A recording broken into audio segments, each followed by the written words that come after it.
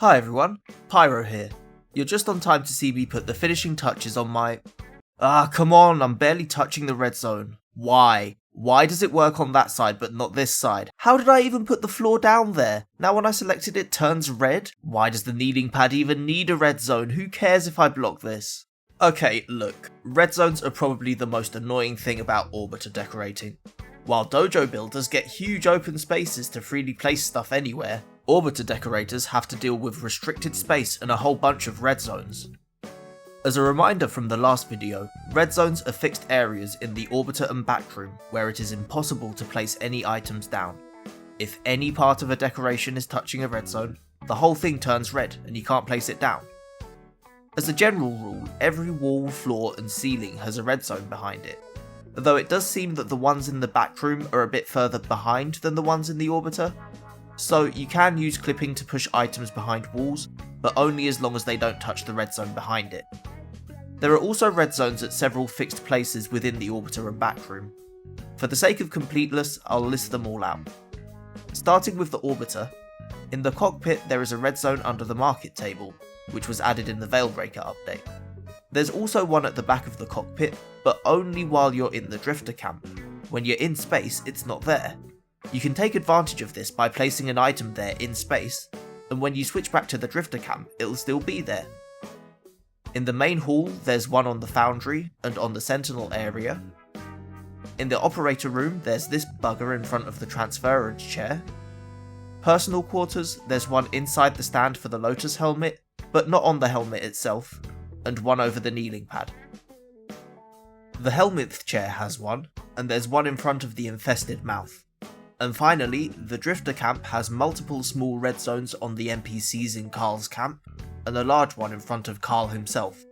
There's also some on these random rocks for some reason, behind the waterfall for some reason, and one around the teleport pad, which is why I have to have this stupid rectangle here. While we're in the drifter camp, this room works a bit differently to the others. The drifter camp has no red zones behind the walls, and you can even place items in the skyboxes. To do this, first place any item that has collision here on this tree, then jump on top of it. When you enter decoration mode, the camera will be clipped out of bounds, and you can place items in the skybox. By heading back here and down to this cube of rock, you can also access the underwater skybox, and place items to be visible from the personal quarters window. Items placed here will still use the capacity of the drifter camp. Oh, and make sure you set your decorating camera speed to max before doing this, otherwise you'll move way too slow. Anyway, back to red zones. I'm not going to go over the dormer zone, because I just don't care about the dormer zone. It should be your lowest priority for decorating after the Orbiter and Backroom. So let's skip to the Backrooms. Here there are red zones in front of the market, in front of the entrance to the Backrooms, on the Atomicycle display, over the Arsenal area, over the Sentinel area, upstairs in front of the TV, in front of the appearance mirror, upstairs on the sides of these couches, and on top of the helmet chair. Unfortunately, there are other things that generate red zones. First of all, your Warframe will have one wherever it's standing. Also, your Beast Companion has one, and will just walk around with it wherever the hell it wants to. Make sure that both your frame and pet are out of the way. If you're having trouble with the pet, interacting with the incubator should summon the pet here, except when it doesn't feel like it. Yeah, Warframe's pet AI is still just as cursed as ever.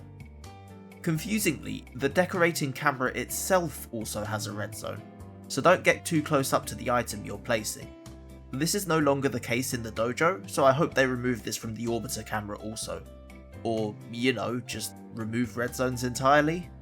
As if all that wasn't enough, certain interactable decorations will also make a red zone wherever you put them, including the Kind page, Nihil's Oubliette, the Nabarus mobile, and the Wild Hunt totem. So if a red zone is appearing where it shouldn't, these are usually the culprit. But rarely, red zones do just appear in places they shouldn't. This is caused by a bug that can occur if you stay in the decorating camera for too long. To fix it, simply load into any other area of the game and then back to the Orbiter.